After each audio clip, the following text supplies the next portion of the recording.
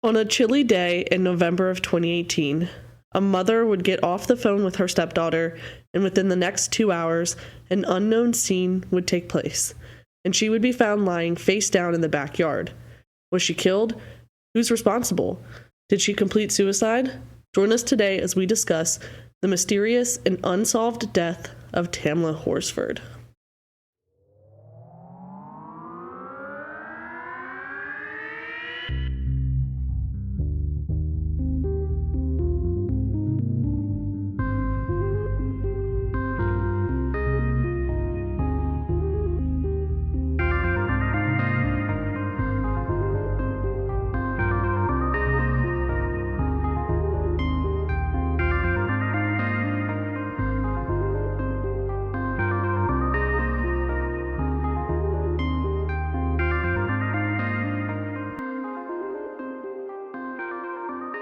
All right, everyone, welcome back to Unknown, Unsolved, Unseen, Triple U. Woohoo! Just letting you guys know that we are recording in a very different setting this time. We're recording at a resort in Williamsburg as we're on vacation right now, so things might sound different on the audio, maybe a bit more echoey because we're in a different room. And as of the release of this, we are no longer on that vacation, so. Yeah, we'll be home when you guys are listening to this. But yes, I also apologize to everybody as this is my week's episode, and my body decided it was the best time for me to get a cold. Sicko. So I do sound a bit nasally, so if you hate that, totally get it. We'll see you next week. Hopefully I don't sound like this. Well, let's get into it then. Welcome back to episode 72 of the podcast of Unknown, Unsolved, Unseen. I'm your... devious. Nah, not devious. I'm your delightful host, Frank. I am your armchair detective host, Sage. And we're here to bring you some fun stuff. Actually, not really fun. This is not fun. No. This is sad. Yeah, I don't really have any announcements today, but what is today's topic? So before we get into the topic, I'm going to just give some trigger warnings.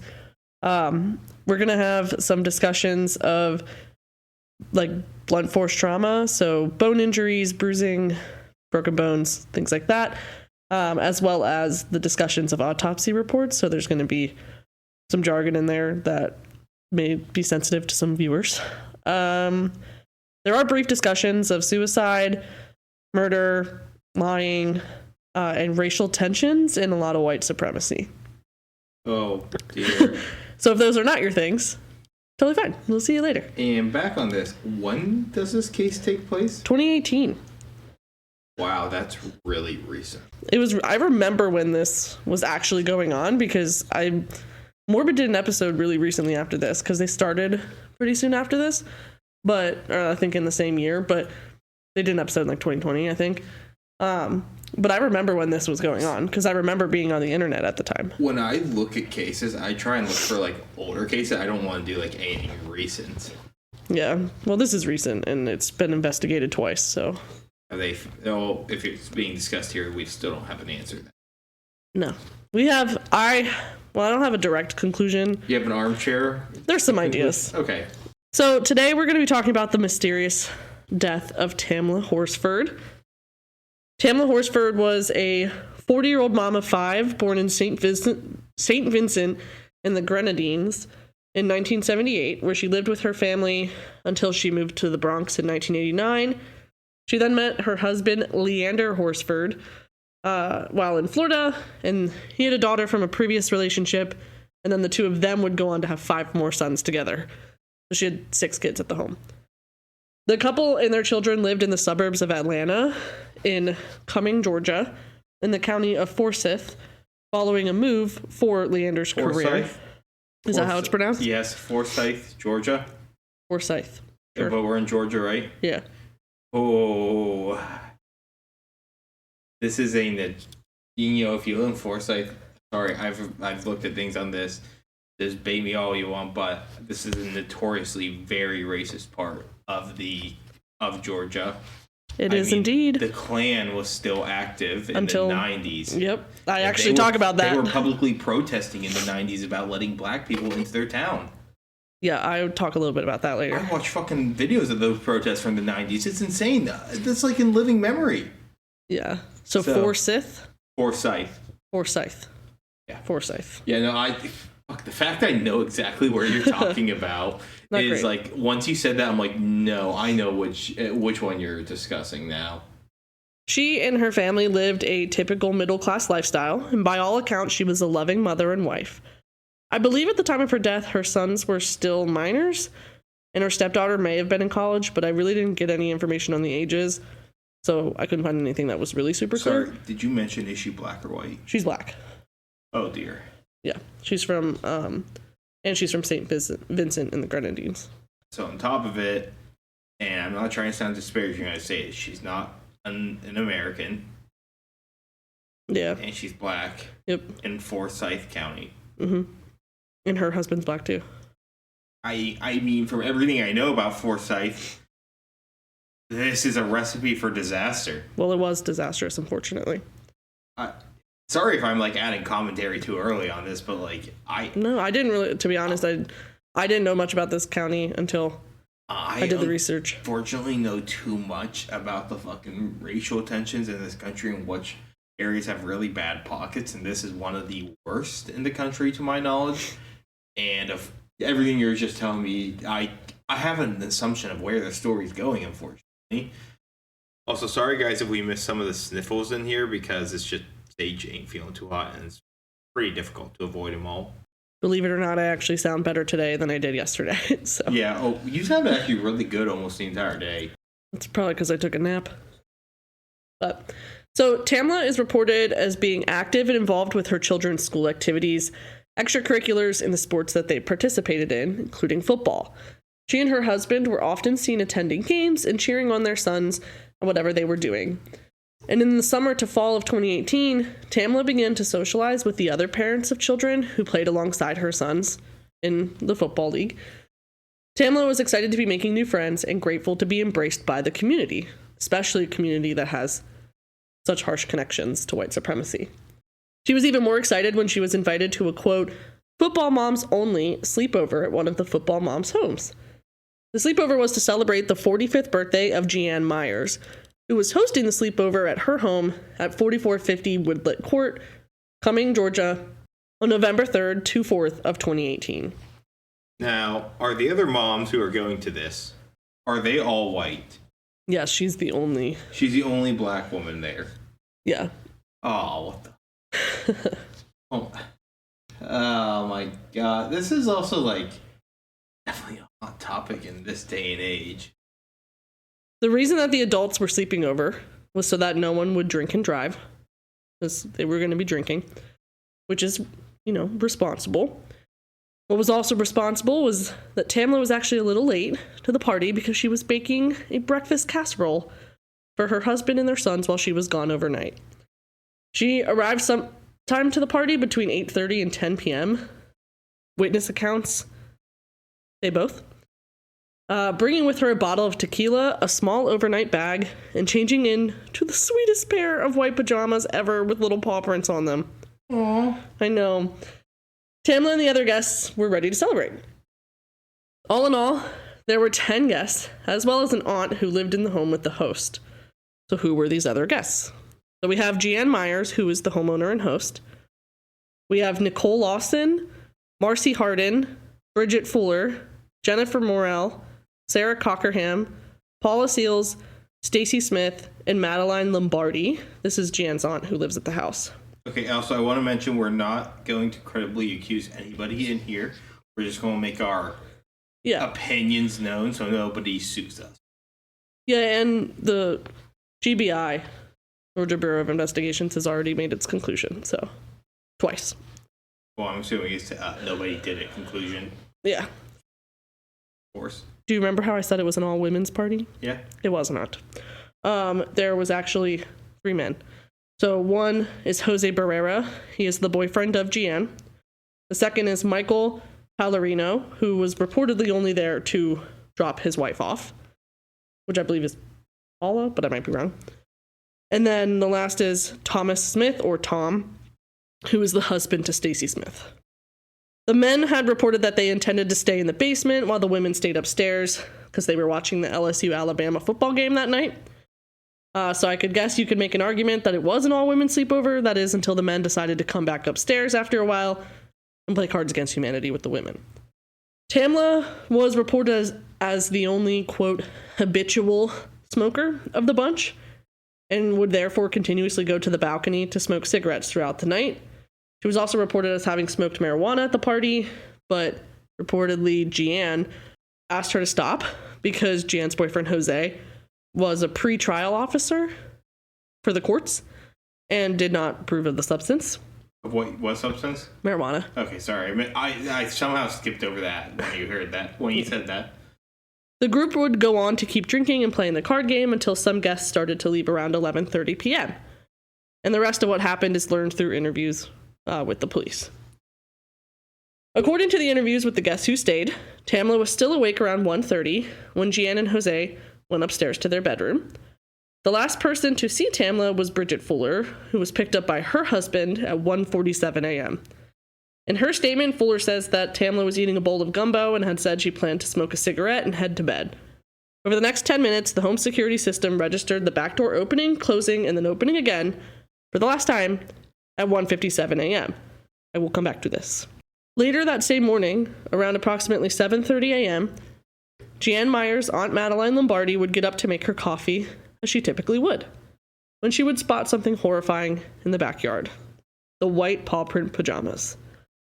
She would head upstairs to find her niece and report to her that her, quote, friend from the islands had something wrong with her. Also, the islands reference again is because Tamla was born in St. Vincent in the Grenadines, which I believe is in the Caribbean. Yeah. And then she moved to the U.S. when she was 11, and from there she lived in the Bronx. Jeanne and Jose would come downstairs and outside to find the body of 40-year-old Tamla Horsford lying face down in the grass, appearing motionless and not breathing. No life-saving measures were taken. Jeanne and Jose also waited until 8:59, approximately an hour and a half after finding her body, to make the 911 call. Jeanne made the initial call, but handed the phone to Jose. Again, he is her boyfriend, and he works within the system. My only thought could be she handed it to him because he might have a more technical understanding of a situation like this. I'm not sure. But he started the conversation essentially with the dispatcher. A lot of this you can actually get like digital copies of it. I'm not going to play any of the digital copies for you guys, but you're welcome to go look them up. But the basics of what this call is that Jeanne was very calm, collective, and had no panic in her voice. And she immediately went into alibi mode, giving an account of the night before.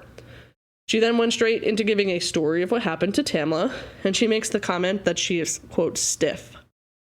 She quickly hands the phone off to Jose. He introduces himself. He sounds very authoritative, like he knows what he's talking about, because this is a sector of his job. He answered that she's not moving and not breathing, completely face down in the yard and stiff. He made a statement pointing to the fact that he has not turned her over.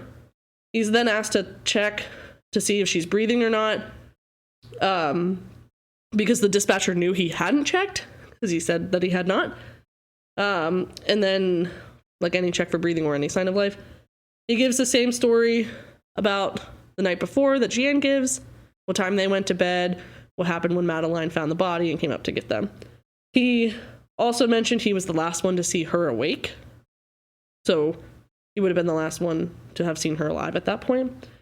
He's incredibly calm and collected during the call, and he took a moment to mention that his girlfriend had cameras on the back deck that would have caught the incident. He also gave two scenarios of what happened. He said she either fell from the deck, stating, quote, she was drinking, and it looks like, I'm guessing maybe she fell off the balcony, or that she was already, quote, down here and fell. When asked if everyone that attended the party was still present, he said that 4 people had left already, and that the alarm system, that is separate from the cameras, would show the doors open and close time. A woman, presumably Jeanne, can also be heard on the tape stating that theory that maybe she was pushed from the balcony. And the call ended as Deputy Miller, one of the police officers, was the first to arrive on the scene at 9:07 a.m. This would mean that Tamla died sometime after 1:57 a.m., and the back door to the balcony was not closed until after her body was found. So Tamla was pronounced deceased on the scene, and her body was sent, Forsyth? Forsyth.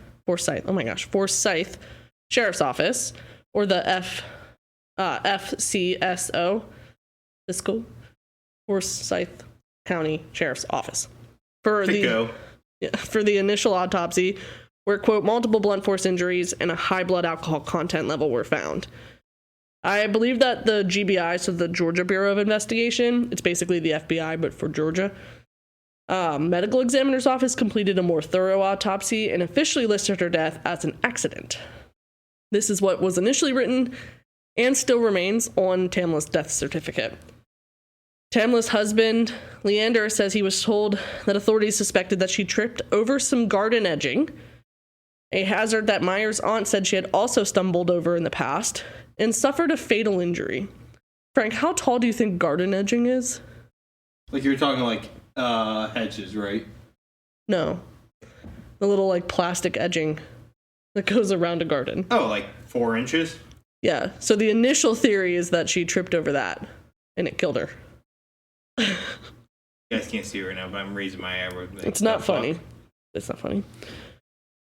But as the extent of her injuries became known, authorities and the medical examiner stated that Tamla's injuries supported a witness account, that being Jan and Jose on the phone, that Tamla had fallen off the balcony in the middle of the night. The report said that a fall from the 14-foot, 10-inch high deck caused multiple blunt force injuries, and, quote, the acute ethanol intoxication, i.e. her blood alcohol content level being high, was a contributing factor in that her injuries were inconsistent with a, quote, slight fall like that from the garden edging. There was also THC found in her system, consistent with the account that she'd been smoking marijuana. There was also some Xanax found as well, and if my understanding is correct, she was not prescribed Xanax. But there was a lady there who was. Oh. No.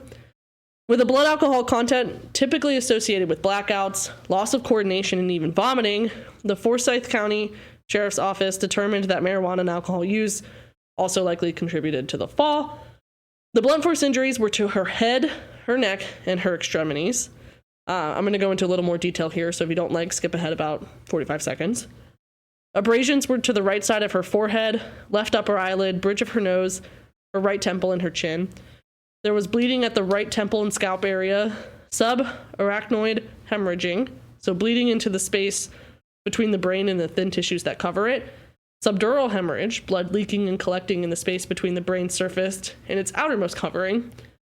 Partial atlanto-occipital dislocation. The skull had partially separated from the top vertebra in the neck. Have you ever heard of that happening? No. Like if you fall and hit something on the underside of your chin, like you can internally decapitate yourself? Oh, what? No, You've never heard of that? No. So don't give me another new fear. Yeah, so internal decapitation is a real thing. Essentially, it's when the skin's not been ripped, but your spine has been disconnected from your skull. In this case, hers was partially separated from the top vertebrae. You have to like hit really hard for that, right? Yeah. And then there was a non-displaced linear fracture of the second cervical vertebra, which is a neck bone. So there was a crack in her neck bone. It sounds like all of these injuries are capable of happening when you fall, but not all of them together. No, and the ones that I'm about to say I don't think have much to do with the fall from a 14-foot deck. Do you understand my like? Yeah, yeah. Like if she like hit her chin and severed her neck like through that, there's a few other injuries that sound like would not happen concurrently to that if it was just one singular fall. Yeah, a 3/4 inch, a 3/4 inch, 3/4. 3/4. I don't know why I'm second guessing myself. A 3/4 inch laceration of the right ventricle of her heart, right wrist dislocation, a 1-inch laceration and protrusion of the right wrist, abrasions to the left forearm, tip of the left index finger, the right lower leg, and the left lower leg were also noted. Despite these injuries, the report stated that there was no foul play involved in her death, and in just under 4 months, the Forsyth County Sheriff's Office would make their official determination of accidental death on February 20th, 2019. And because police believed the death to be an accident, no evidence was ever fingerprinted, and really no evidence was really collected. So because you already made a decision, you didn't look for the alternatives. Yep. And that's what I hate sometimes on some investigations where you're so dead set in one avenue, you do not even consider any others. Yep. Major Joe Perkins said at the time, I believe he was a deputy, quote, "They were drinking. She was drinking. Most of the partygoers had gone to bed at that time, and she was on the deck alone." That was how they justified their conclusion. Really? Yep. And then remember how I said that Jose Barrera states on the original 911 call that the security cameras would have caught anything that happened on the deck? Yeah. Because they were pointed at the backyard from the deck. Yep. Can you guess what I'm going to say? They didn't record. Yep, batteries were dead. Oh, yeah, So, lovely. Yep, so the batteries were found to be dead. The cameras were not recording. But the door system the open and closed door system was still usable. That's how we know the timestamp of the back door being opened. During the autopsy, neither a sexual assault kit nor fingernail clippings were collected in case there was any kind of struggle. They didn't collect anything. And in a call with Rolling Stone, which is one of the sources that I used, GBI Public Affairs Director Nellie Miles explained that these steps are not routine and weren't taken in this case because there was no indication of foul play, which, if you ask me, is fucking bullshit. Okay, you can hide indications of foul play, so if there's no initial indications, what, do we just give up immediately? That's exactly what they did. The GBI's Division of Forensic Science also declined to test the contents of the bottle of tequila that Horsford had brought that evening. Later, I will go in to explain that every guest says that the tequila smelled really bad, and so no one drank it. So maybe... Who brought that tequila? She did. Tamla brought it. Okay. But they never tested the bottle to see if there was something wrong with it, or if it was... Wait, sorry, is Tamla the one who's died? Yeah. Okay. I hope this does not make me sound misogynistic, but, like, a bunch of women names, I'm struggling to remember which woman is which woman. Okay. Well, you gave me a list earlier of, like, what was it, like 10 of them? Yeah. So it's Tamla's the one dead. Is Jan or Jeannie? Jan. Okay. Who is the house that was hosted at? Yeah. Jose's easy to remember because he's the only fucking man in the list. There's not a woman named Jose. No, there's a Tom, too, that's involved. Who's Tom again? He's the wife, or the husband of Stacy Smith, who was one of the female guests. Okay. I know, very confusing. Wait, how'd Tom come into play again? He and Jose hung out in the basement together watching the football game. Okay. So that same GBI Public Affairs Director went on to explain, too, that it's not standard policy, or it is standard policy not to test for illicit substances when the possible suspect is deceased, as there would be nobody to hold accountable if they were to find drugs present. So they didn't test the tequila because she brought the tequila. And if she brought the tequila and it was tainted, she was already dead. And so they were like, why would we test for that? Because we can't get the suspect for anything because she's already dead. But it confirms what happened then if you test it. No, we know what happened. Of course. She fell off the 14-foot deck. Allegedly. Was she a fucking Russian? That's how Russians die a lot. They fall out windows mysteriously after speaking out against Putin. Huh. You gotta be careful of open windows. And planes as well. Fresh air is for dead people, as Morbid would say. With that, there were no charges filed against anyone who would have been in the home at the time. Same guy from the GBI, Nellie Miles. Oh, I'm sorry. It's a woman. A spokeswoman, my bad. Nellie Miles said in a statement, quote, "The DA review determined the facts and investigative findings do not support pursuit and prosecution of criminal charges. There was no evidence that anyone else was responsible for Mrs. Horsford's death or the foul play was in any way involved." Forsyth County District Attorney, this is a great name, Penny Penn? Penny Penn. I think, yeah. That's how I saw it. What is that she? I think so. Is her middle name Penneth? Penny Penneth Penn? Maybe. PPP, that would suck. Stated, the facts overwhelm. Actually, wait. PPP would be better than PP. That's true. The facts overwhelmingly indicated that she died as the result of a tragic accident. Therefore, that concludes this office's involvement in the matter. Major Joe Perkins, same dude who was like, oh, they were drinking. She was alone on the porch. It's basically what happened. Had also interviewed 30 people, including family, friends, and other partygoers prior to coming to his decisive conclusion that she flew off the back porch, I guess. So I'm going to go through each member of the party's interview. So we're going to start with Jan Myers. She is the homeowner. Her interview was on November 9th of 2018. So about 5 days following the discovery of Tamla's body. She had 5 days. Don't interviews typically happen? Actually, I don't know. It's been a while since I've heard of one where an interview happens fast. But it might be because all the ones I listen to are ones that things go poorly in.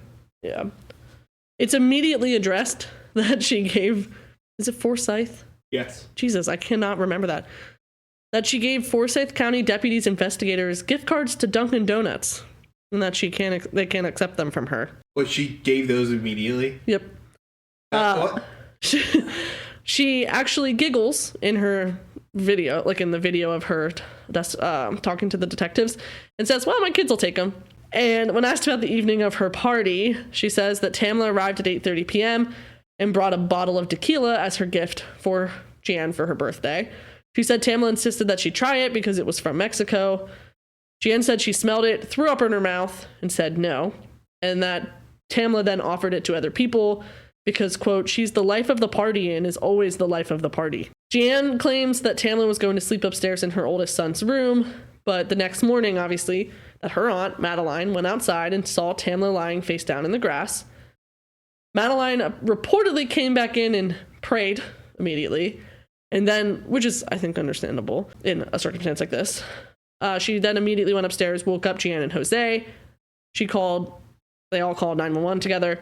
Jose touched Tamla's back and tried to bend her leg. Both of Tamla's arms were by her side, and Jan says that she, quote, looked like she face planted. She tells the officers that Jose seeing Tamla's wedding ring made it personal. So I'm not really sure. I don't know if that just like made her seem more human to him. Like, oh shit, she has a partner. Like, that also sounds like a bit dehumanizing. Like beforehand, it wasn't racist. Allegedly. I love the just casual racism in this country of seeing people that aren't white as less than people. Yeah. You see that every day nowadays because this country fucking sucks. Yep. Jan also mentions that she saw the cut on Tamla's wrist, and she talked about fussing at Tamla for smoking weed on the deck with Jose there, seeing again as, he works for the courts. She goes on to mention some wonderings of if Tamla did cocaine, and commented that Tamla partied hard a lot, which is just a weird thing to add in my opinion. Why does it matter? She said Tamla wanted to go home, but they told her no, they being Jose and herself, and stated that Tamla didn't even seem drunk at all. And at the end of the interview, she begins complaining about Tamla's family and friends. She said that they posted on Facebook, because remember, this is 5 days later. She says they posted on Facebook as Tam, that's what they nicknamed her, but as Tamla, saying, I loved you all. And Gian talks about how pissed off she is about this post. Why? Just that she was pissed off that they would say something like that on her Facebook. That they loved her? They wrote it as her, okay, saying, I loved you all. Which I will admit, I don't know how I feel about that. No reason to be pissed, though. Family's doing what they do. Like, if the family knew she loved them all, make one last post from her account. But when they look at her account, the last thing she said was how I love you all. Yeah. I mean, it's sentimental, but, God forbid a human show a little love sometime. Yep. So, Jose was next. He was also interviewed on November 9th, the same day as Gian. He states that after halftime in the football game that he and Tom are watching, he and Tom remained upstairs for the rest of the evening. The statement would later contradict other witness statements saying that he and Tom went back downstairs for most of the night and either did not come up except for small time frames, or they only came up to fix another mixed drink. Jose would go on to state that Jennifer Morel was the most intoxicated person there. He also reported that Gian was the last to have a conversation with Tamla, per Gian's report to him, and that he had never seen or heard the conversation between the two of them, although he also is reported to be the one that saw her last. Again, other statements would contradict this one by reporting that Bridget and Tamla were the last ones up together. Jose would go to say on that during the 911 call, he tapped Tamla's back and checked her twice, once before and once during the 911 call. He states that he moved Tamla's leg and that it wouldn't bend due to being stiff. This would mean that rigor mortis was starting to settle in, so she'd likely been laying there for at least a few hours. So if we're looking at the back door open at 1:57 for the last time and didn't shut, And then she's found at 7:30. It was probably very shortly after that she died, because it takes a couple hours for rigor mortis like that to set in. Jose also claims that both her arms were by her side. He reports that when he went onto the deck to look over to the ground, there was a loose cigarette and lighter on the ground that he picked up and put on the fire pit. Jose recalls Tamla FaceTiming her daughter just after midnight and gives the scenario that, maybe she was sitting on the deck railing and then stood on the propane tank that was up against the railing and then went over the railing. Why? Because she was drunk. Now, did they interview Tamla's daughter, who was the one to FaceTime her, to see if she believed her mom was very drunk or acting erratically? Actually, that I don't know. I didn't see anything about anyone talking to the daughter. Well, I think because her daughter was the last one to, by the sounds of it, have an actual conversation with her outside of there, maybe to confirm what she talked with her mom about is an important aspect of this. That would make a lot of sense. Oh, wait, no, it's accidental, so no need to talk to her. Yep. All right, so our next interview is Nicole Lawson. Hers was also on November 9th. Okay, before we get into more interviews, let's take a quick, brief moment here to give a message from some of our friends. Maple syrup and being polite. I'm Valerie, host of Canadian Creepies, the podcast that digs up stories polite history would rather forget. Cold cases that never found justice, haunted places that refuse to stay quiet, and folklore with a dark side you've probably never heard. If true crime, paranormal mysteries, and unsettling Canadian history are your thing, you'll want to tune in. New episodes every week wherever you get your podcasts. Canadian Creepies, exploring and exposing the shadows of the true north. So we have Nicole Lawson in her interview, which was also on November 9th, just like that of Jose and Jeanne. She reported that she met Tamla for the first time that night and did not know much about her. Nicole stated she got there early, around 6 p.m., and that Tamla didn't arrive until between 8 to 8:30 p.m. Nicole claims she did not drink while there and that she left around 10:30 p.m. right after Paula arrived. She reported that the next morning she went to the gym, came back home, and got the call about Tamla, and she informed the police officers about the tequila that Tamla had brought and that everyone smelled it but thought it smelled horrible. She also shared that she remembered Tamla FaceTiming her daughter at one point, though the timing of this contradicts Jose's account. Because remember, Jose said it was around 12:30. The phone says it's 12:32. Nicole is saying she saw Tamla do it. She left it by 10:30. Yeah. So next we have Marcy Harden. She was interviewed on November 14th. 10 days following the discovery of Tamla's body. Well, maybe she had shit to do. Wow. She stated that she arrived between 7:30 to 8 p.m., so shortly before Tamla, and that she, like Nicole, had not met Tamla prior to that night. Marcy stated she went to bed with Jennifer around 12:30 a.m., and that her alarm was set for 4 a.m. to get up for work, which is consistent with the front door being opened around 4:10. She then stated that she got a text from Jennifer between 8 to 9 about Tamla and went straight back over to Jan's house. When officers asked her how she thought Tamla was acting or seemed, she stated that she appeared happy, normal, laughing, and seemed to be having a good time. She brought up that they all called her daughter and said hi on a FaceTime call. She said when she left the next morning, the TV in the living room was still on and that the front door was unlocked. Just little pieces that I don't know if they actually come up anywhere else. Okay. Next, we have Bridget Fuller. Bridget Fuller, when asked about the night of Tamla's death, I believe she was also interviewed on the 14th.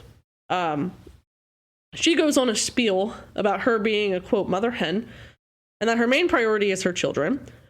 She also claims that Tamla liked her because she, quote, had a few drinks but kept her wits about her, and that Tamla, quote, plopped onto her while she was on the couch, and that Bridget felt overwhelmed during the party by Jennifer being so drunk. Like Jennifer being so drunk? Yeah. So who's talking right now? Bridget. Bridget. Who's Jennifer? She's another party guest. Okay. Has Jennifer come up before? Just briefly. I haven't gotten to her. Jennifer's very drunk. Bridget is a bit overwhelmed by that, and Bridget likes Tamla. Like Tamla and Bridget got along well. Okay. I want to make sure there's a lot of women names here. Yeah. In most of our true crime cases, and case in general, we don't have this many names. Yeah. Bridget also reported that she has trust issues, so she doesn't sleep at other people's houses, which is why she called her boyfriend, Gary, to pick her up, which he did around 1:45 in the morning. Weirdly, though, she then calls out the times that the back door opened after she left. So someone had to have given her that information, which is sketch. She even gives potential reasons for the back door being left open. Another odd statement that she said was, quote, "Tamla hugged me and kissed me so my DNA will be all over those jammies." Okay, that's odd. She then flirts a bit and talks about her previous marriages after she was politely asked to stick to only the info she knows firsthand about the evening. She also brings up her own slurred speech and claims that it's due to a medication for anxiety. This, Frank's face is wonderful right now. This is exactly how I felt doing the research for this. I mean, she seemed good at first, and then I don't have doubts about this Bridget woman. Me too, man. Me too. Now we have the infamous Jennifer, who almost everyone says was drunk as hell. Her interview was November 19th of 2018, so over 2 weeks after the discovery of Tamla's body. What, this is November 4th, was this Yep. discovery? The morning of November 4th, yeah.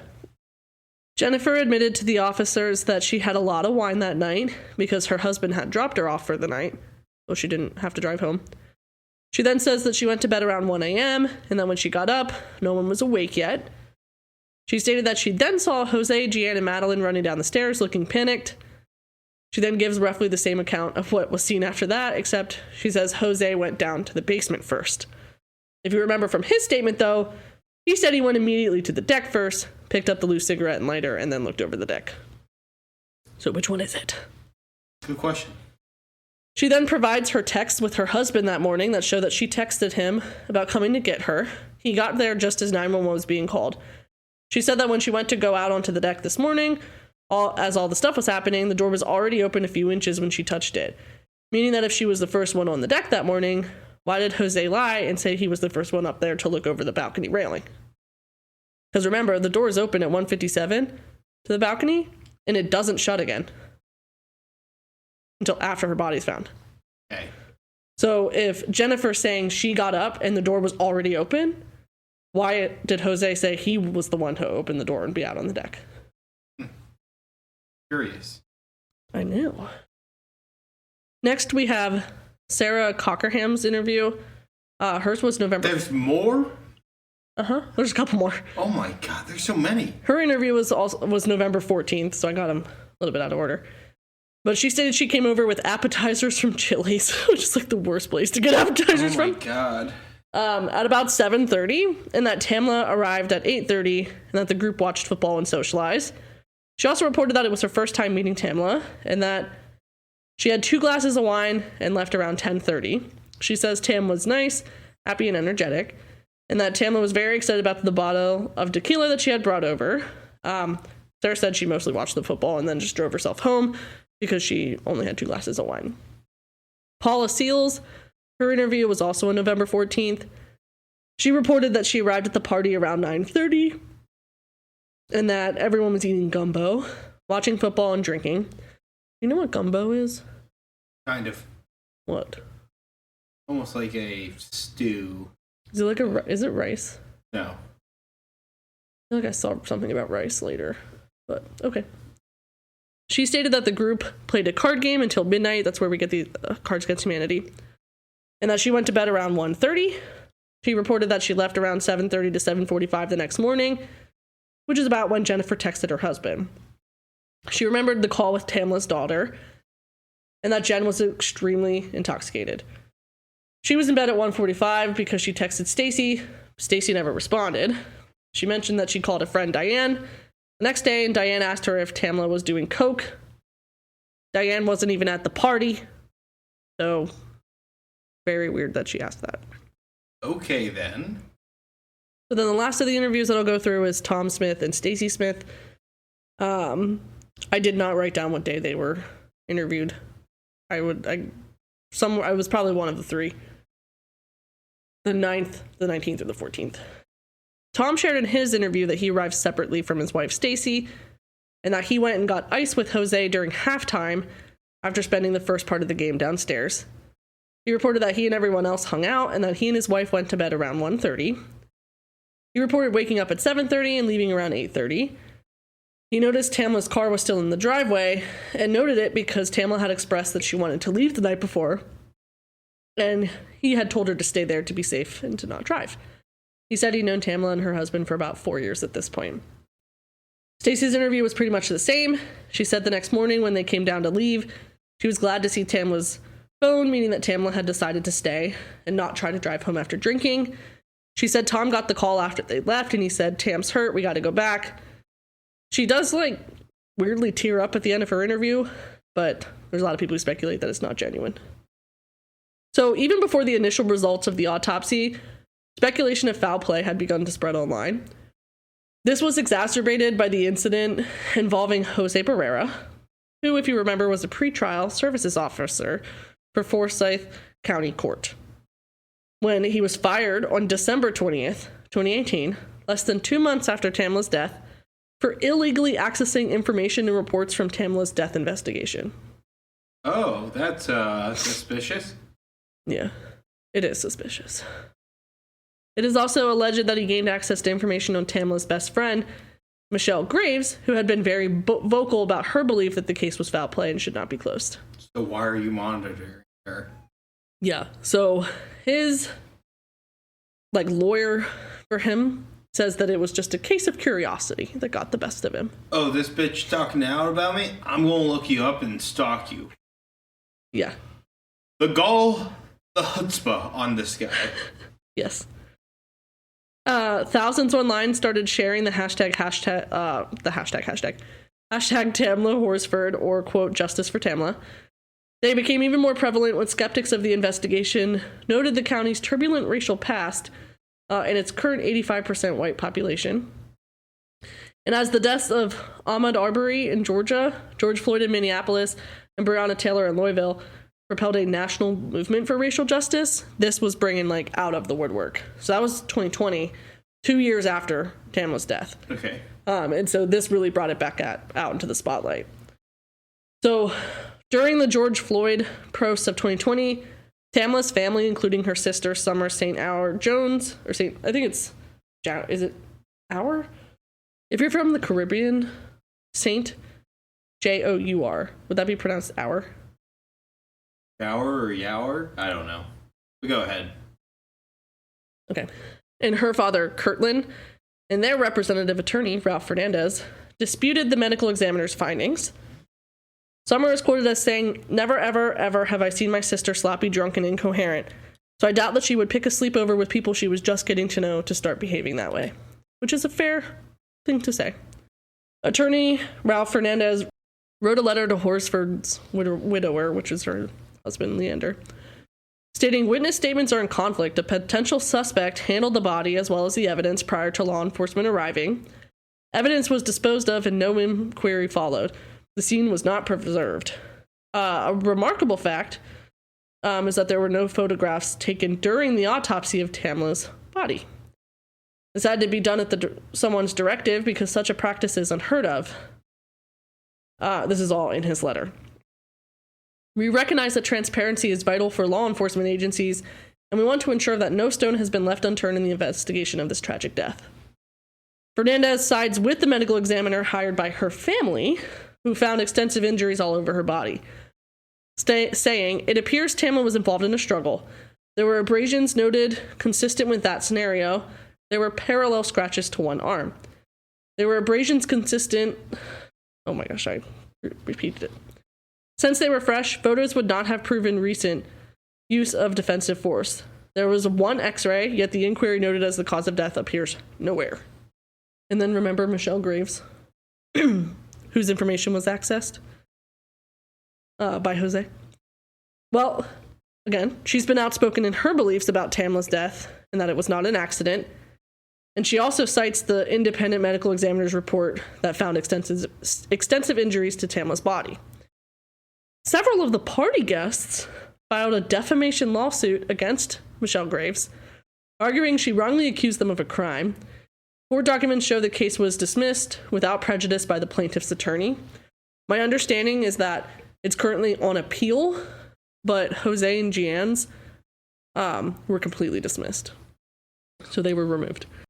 This did not stop Graves from continuing to study the crime scene and ask questions. Quote, they showed us the mulch and the rocks in the mulch and showed where, she tripped and fell over this little garden border. Graves explained, recalling a visit to the house where Horsford died after police had cleared the scene. So this was really soon after the family let Tamla's best friend into the backyard to see where she died. So this was when the police thought she had tripped over the garden edging. The GBI report found that Tamla had a dislocated wrist, but the forensic pathologist, Dr. Shaker, that the family obtained, stated that the injury is actually a compound fracture. In the scene photos, of which there's I think 5 or 6, it's noticeable that a bone is sticking out near her right wrist. So she broke her wrist enough, which would be consistent with falling if you fall onto your wrist. But her hands were at her side. Yeah, they were. Okay, I make sure I'm getting this right. In the scene, the injury is even more significant when it's noted that there was very little blood found at the scene. The only blood that was found at the scene was on her sleeve, but it was on the opposite side of her injury. So where the bone protruded out, there should be blood there, obviously. And there's none. If my bone came out my arm, I think there'd be a little bit of blood. Yep. Probably a lot of blood, actually. Where's the blood? So, here's what her dad had to say. Where's the blood, Drake? Her dad says, I think the cut in the wrist was post-mortem. I don't think she died with that cut or that broken bone. I think it was put there after the fact. Dr. Shaker, the forensic pathologist, agrees with Tamla's father and called the injury post-mortem, after death, in his report. The GBI report also lists that there was a fracture in her spine. Dr. Shaker does not believe that that's a fracture, but I'm not sure what it is that he thought it was. I couldn't find that anywhere. Reportedly, Dr. Shaker is more concerned with the GBI not finding injuries to her skull or bones. The family lawyer, Fernandez, states, quote, there's no evidence of any significant injuries to the skull and bones. And in his report, Dr. Shaker wrote that the absence of bruising or broken bones in her skull, quote, raises the flag to the cause of death as falling from the second story of a building. The GBI was able to get a summary of Dr. Shaker's report, but never received a full copy. And in a sarcastic satisfaction that I liked, which is my words, Fernandez said that he did not trust the intentions of the GBI to feel comfortable with simply handing over the report. But he also pointed out that nothing has stopped the GBI from issuing a subpoena to get it from them, because the GBI closed the case. Another anomaly that is seen in the case is that Horsford was found lying flat, face down, almost underneath the balcony that the police would later state she fell from. However, how were her hands laying? On her side. Well, if you said down by her side with her palms up, then, I don't know, give yourself a pat on the back. I just patted myself on the back. I am a good boy. However, this was not how her arms were documented in the crime scene photos. What? In the photos, her left arm is actually off to the side. It's bent, and her palm is facing down with her fingers curled under into the grass. So the only crime scene photos have that. Yep. But it's reported is that she was not like that, so they moved her body? Yep. So the position seemed even more off to the homeowner, Jeanne, and her boyfriend, Jose, who both continued to insist that both of her hands were by her side, palms up, when they called 911. Jeanne's quoted as saying, quote, it's the weirdest thing. She was face down, but her arms were down like she just face planted. It's the best way I can describe it. When the GBI officer asked about Tamla's arms being down by her side, Jeanne reported, yeah, by her side, palms up. So, yeah. So in the actual photos, her arms are not by her side. That's really peculiar. Suspicious. Yeah. I don't know. That one just doesn't sit well with me. Yeah. Doesn't tickle my fancy. Also, in terms of photos and even videos, during the statements that each partygoer gave, the police did ask for photos and videos that made direct references to the party, but they did not take any of the devices to download the data, nor were the devices ever subpoenaed for evidence. This did not happen until the GBI got involved, but at that point, it could have been too late because detectives learned that text messages and pictures on some of the devices were gone and that some people had gotten new phones, new numbers, and new plans. New numbers and new plans? Yep. I don't know. I've had a phone now, what? Let me think, like 10 plus years now? Probably like almost 15 years. My number's still the same, and I've been on more than one plan.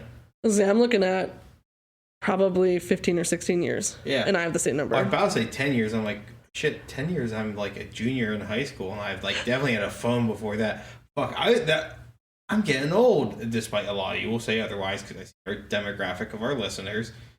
Sorry. I'm 27. I still have almost a year to join the 27 club. Don't say that.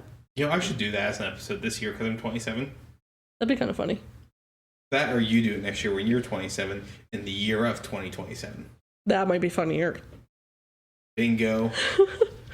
So, Tamla's family suspects that her death has become a new chapter in Forsyth County's history of racial tensions. Wouldn't be surprised. In 1912, the county forced out all of its black residents. At the time this source was written, so the one that I used, it was 2022, only 4% of the county's population was black, according to the U.S. Census data. The 85% was white, and the remaining 11% were other minorities. Forsyth County's history with black people is not the most favorable, as it was a popular gathering for white supremacists in the KKK as recent as 1987, is the latest I heard. Is your late 80s or mid 90s that I saw the video of the KKK along with general residents of the town protesting black people being there. Mm-hmm. And like, that's such a thing to watch because it's so recent. It is insanely recent. And a lot of these people are still alive. Like, y'all are just going to live your average everyday life after doing that. And isn't like Ruby Bridges still alive, or did she recently pass? Who's that? She was like the first black girl to go to. I think she passed recently. Was it Little Rock? Yeah. Yeah, I was gonna say I do think unfortunately she passed recently. May she rest in peace. Yeah, it's insane. Yeah. So Tamla was the only black person at the party, black woman at the party too, and the only one who passed away that evening in the home of majority white individuals. Jose Barrera, I do believe, has some Hispanic descent in his lineage. No one like really pointed that out. He was kind of grouped with the white people. I can make some bold claims about some of that stuff, but I'm not going to. Okay. The family attorney Fernandez added in the letter that he wrote to her dad, quote, 80% of cases where African Americans die under mysterious circumstances, they end up closed or cold because there's no videos and the only witnesses are bad guys or good guys that really deep down are really bad, which is a fair statement. So Tamla's family believes that the racial tensions in the county made the deputies who viewed the scene biased. Even the lead investigator on the case, Michael Christian, is accused of calling Tamla the, quote, porch lady and making derogatory racial remarks, though he does adamantly deny that he said these things. Hey, you know what the porch lady is really close to? A slur. Oh. Yeah. If he calls her the porch lady, that's like really close to a certain slur. Okay, we don't need to say it on here. I'm not going to say it on here, but I don't think you know that. But when he calls her the porch lady, he's probably he might be insinuating said slur. Probably. Oh, I mean, if it's in a racial sense, then absolutely. Yeah. I was looking at it because of the idea that she fell off the balcony, but thank you for enlightening me on that. I did not know that. Just a heads up, I told Sage what it was because she was not aware. I paused the podcast so I do not say it on here and do not accidentally forget to edit it out in case I said it on here. So I'm never going to say a slur on here willfully. I was just informing her what it is. Sage is just not... You know plenty about the injustices that occur. For some reason, have a weird fixation on understanding a lot of the injustices that happen around the world. And so, like, when Sage said that, she didn't realize how close it was to it's a niche slur. It's not your common one that you use, but it is one that is used by groups of people. So when he calls her the porch lady, he's really close to a certain slur. Yeah, and so I want to make my intention clear that I was not reading that as anywhere close to the slur. I did not know that it was close to a slur. Now that I do appreciate that information because unfortunately I was not privy to it. I don't have the same spongy brain that you do. Yeah. So you also have a little bit less benefit of the doubt for this guy than whenever you know that. Yeah, that one. That's really fucked up. So a change.org petition calling for the case to be reopened amassed more than 709,000 signatures. This was after after and during the Black Lives Matter movement. Rappers like T.I. and 50 Cent, I believe that Kim Kardashian, all of them actually shared the petition as well, and shared posts asking about the case and asking for a second investigation. So T.I. specifically was like one that was like, no, let's do a second investigation. Let's figure out what's going on, which I thought was really cool. On June 12th, 2020, Forsyth County Sheriff Ron Freeman sent a letter requesting that the case be reopened and investigated by the GBI. He stated that the investigation was best undertaken by an independent law enforcement agency. Would you consider the GBI to be an independent law enforcement agency? No, I don't know. Yeah. The GBI agreed to reopen the case on June 18th, 2020, so just 6 days after, but did not specify when the investigation would begin. On July 28th, 2021, so 13 and a half months later, the GBI concluded their reinvestigation, ultimately deciding not to pursue criminal charges. Following the second investigation, Ron Freeman thanked the GBI for reaching the same conclusions that his office had reached. He says, I appreciated the professionalism of the Georgia Bureau of Investigations in completing a thorough investigation of the tragic death of Mrs. Horsford. Their findings parallel those of the initial sheriff's office findings of an accidental death. None of this can remedy the loss of a mother and loved one. Our sympathies remain with those who suffered this tragedy.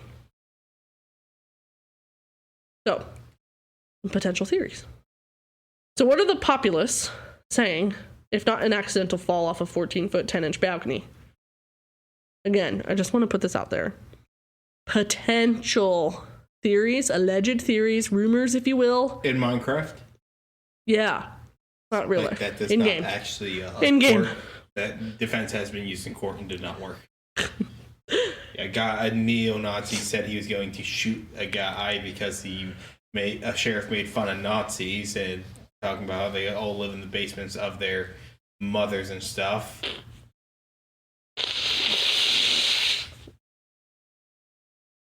And the neo-Nazi said, I'm going to go shoot that sheriff and kill him in Minecraft. Did not work. Wow. I wouldn't have thought so. So some believe that the late night ice run that the men supposedly went on, so that's Tom and Jose, was to get cocaine for Jeanne, meaning she would have been the one that used the cocaine and not Tamla.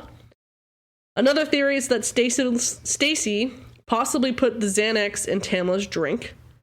In Bridget's interview, she states that she, quote, didn't see anyone put anything in her drink. Why bring that up if there's no speculation of anyone drugging her? A third theory is that Stacy and Jeanne did not like Tamla, and so people left early because of not wanting to be at the scene, either because they knew what was going to happen or because they were uncomfortable being around the three of them. Another one is that Tamla's defensive wounds prove that a fight happened or a struggle of some kind. Her wounds do appear to be consistent with defensive wounds.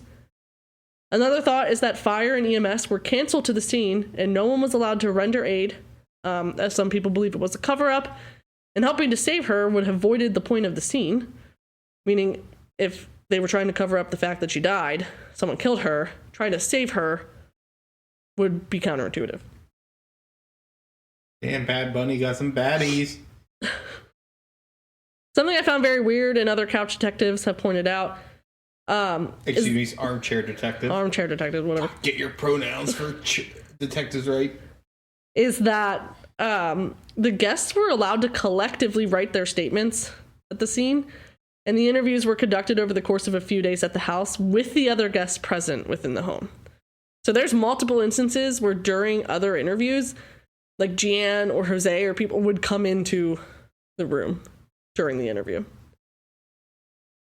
And one that any true crime whore always hears, which I mentioned earlier. Did you say true crime whore? I call myself that, yeah. Is that the cameras aren't operational. That meant no footage was obtained due to Jeanne simply saying the cameras weren't operational. And it turns out their batteries were dead. Whew. Even though she claims that she kept asking Jose to put new batteries in them or to charge them. Here's a list of other trivial things that contradicted themselves within their interviews. Nicole said she left at 10:30. Sarah never mentions her at all. They supposedly spoke on the phone while driving home at the same time. Nicole never left at 10:30 because she remembers the FaceTime call with Tamla's daughter at 12:32 a.m. She also said when she left that she didn't get to say goodbye to Tamla because Tamla was out there. Quote, out there. This would indicate to me that it was sometime right before or during Tamla's FaceTime call with her daughter, so 12:30. Jeanne is weird as hell and has her own contradictions. The weekend before on Halloween, Jeanne shared that Tamla, Madeline, and Diane, that random lady that called and asked if Tamla did cocaine, were all smoking weed under the deck, and that she again asked them to stop because of Jose's job. She replied with, "Lucky me," when asked about the party being held at her house. She said Nicole and Sarah didn't drink, but they say they did. Jeanne said that Stacy brought the blueberry vodka, but Bridget says she brought the blueberry vodka.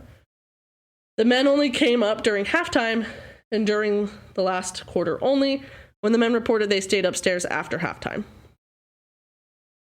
The men only came up during halftime and during the last quarter only, but the men reported that they stayed upstairs after halftime for the whole time.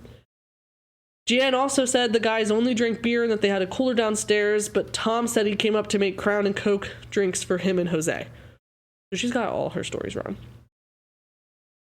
Jeanne also brought up that Marcy had put Jennifer to bed because Jennifer was having a drunk meltdown over her recently gotten DUI. Jennifer, again, is the one who everyone says was very drunk. Bridget reported that she cleaned up the living room and the kitchen, but Jose had said them, so we don't know who them is. Jeanne mentioned Tamla wanting to go home, but they all convinced her to stay. As for the next morning, she said that they all, she, Jose, Jennifer, and Madeline, looked over the deck and saw Tamla not moving. According to Jennifer, she's the first and only one on the deck. Again, Jose said he was the first. And Jeanne claimed to never go down to the yard. She reiterated the position of the body and that Miller had her call everyone back. Miller was the original officer that showed up. Jeanne's Arlo cameras did not record due to not being charged yet. She told her neighbors her cameras, due to not being charged yet, she told her neighbors that the cameras had recorded everything. She admitted Jose knew they weren't working and that he had helped turn the house upside down looking for the charger for them, but they never found them. So those were some discrepancies. But unfortunately, at the end of the day, the case is considered closed and ruled as an accidental death, with the district attorney, Penny Penn, telling Forsyth County News in a statement, "There was no evidence that anyone else was responsible for Mrs. Horsford's death or foul play, or that foul play was in any way involved. Therefore, that concludes this office's involvement in the matter." So, to recap, Tamla goes to Jeanne's house for a party. The back door to the balcony opens at 1:57 and doesn't close again. She's found dead, face down, arms by her side, palms up, according to witness testimony, but pictures show that her left arm is up by her side with her fingers curled and bent into the grass. There was no evidence taken, no fingerprints, nothing. Everybody just kind of went off the original story and assumption that Jose made, which was that she fell off the balcony, which was 14 feet, 10 inches tall. Everyone's stories are kind of different. Everything's kind of messed up. Someone touched the bodies at some point. And all in all, my thoughts are that someone is lying. Allegedly. There seems to be something going on here. I don't know that we'll ever get results of this, though, if twice over the county has decided they're not doing anything about it. But overall, everyone else, please let us know in the comments what your thoughts are. And Frank, why don't you give me your thoughts? It all seems suspicious, especially with my knowledge of Forsyth County. The fact that if all these women grew up in Forsyth, they grew up under the racism. Oh, yeah, I never even thought of that, which would increase that biasy that they probably had. So, back what I said, this shit was really recent. And so if they grew up there, they grew up during it. Yeah. I mean, Just my opinion, and this is my opinion, this is not me saying any fact, I think there might have been a cover-up their guise of racism. It's just, I get very suspicious with it. Yeah, I mean, I'm definitely suspicious too. Obviously, that's why this would be a case that ends up here. Is that all your thoughts? I mean, that's really my thoughts. I can't say why I can say why I think happened. I can't say really what in the details of what happened. There's not enough. It seems like a lot of evidence wasn't preserved or was destroyed, so... I just don't see the motive. Like, what would a motive be? Racism. Other than that. That's a pretty fucking strong motive for a lot of people to do a lot Well, I'm of sure that it horrible is, things. but I'm just saying it just seems so, like, I don't know. Like something else had to be going on. I don't know. Maybe her son was doing very well on the football team, and God forbid a black person do well in football in that town. Yeah. That's true, I guess. I'm not sure. A lot of people do get jealous of that. I knew a person at my one job who he had come up from the South. He worked in traffic security. A story he told people for fun was about how when he was in high school and a black person came to town and joined the football team while he was in high school. And they beat the shit out of him in the locker room to show him what it's like to be black down there. And he was so proud that he told that story to people so proud. He refused to listen to any woman who was in a supervisor role because women can't. That's so command fucked up. him. Yeah, this guy, I can't even remember his name, but I know we all hated him. Yeah, he sounds like an asshole. And like, I'm just like, and this is about 10 years ago that I was told this story. No, less than 10 years ago. Like, racism in some areas is still very alive and well. Yeah. And if it leads you to beat the shit out of a guy because he's black, then in his case, then yeah, it's still alive. Yep. Like, that is a motivator to do truly horrific things. Yeah. That's my opinion. I mean, I can really see racism being the driver here in doing some unspeakable acts. It does sound like that is probably, the majority of what happened here. Yeah. For sure. All right. Well, if you don't have any other thoughts, we're good to sign off. All right. Well, thank you guys for listening today. If you want to let us know what you think, leave comments on our Instagram or Spotify, where comments are allowed, or YouTube. If you like what you're listening to, go follow us on our Instagram, YouTube, Spotify, TikTok, Blue Sky, whatever you want to go on. Just go give us a like, follow, comment, review, subscribe. Every little bit helps. It really boosts us in the algorithm. Sorry for taking a break 2 weeks ago, but you guys really showed this past week that you really wanted to listen to us again. So thank you for that. Next week we'll be here with a more lighter story for all those howdy diddly neighborroonies. You'll understand it next week, but thank you guys for taking the time. And you know what? Y'all have a wonderful... I hope you all had a wonderful Super Bowl Sunday. And got to see Bad Bunny and all of his big booty Latinas. I didn't know what was happening or what he was saying, but it looked cool and his stage presence rocks. The choreography was good. The music sounded good. They were Lady vibing. Gaga is like a god to me. Yeah. Goddess, I should say. See, the Super Bowl is never my type of music, so I typically don't care too much. Still don't typically care. I don't really even care for like Big NFL booty, football. Big booty Latinas, and last year they called Drake a pedophile on live TV. You know, I'm down for that. Fuck it. Those are the only things I care about in them. Big booty Latinas working it out there, and A minor. They got a cell block one, or they got something for you in cell block one or whatever. Yeah. But anyway, so. All right. Ready to sign off? Yeah. Well, thank you guys for listening. So remember To look for the unknown, the unsolved, and the unseen. Thanks for listening. Bye, guys. Check on your friends. Racism bad.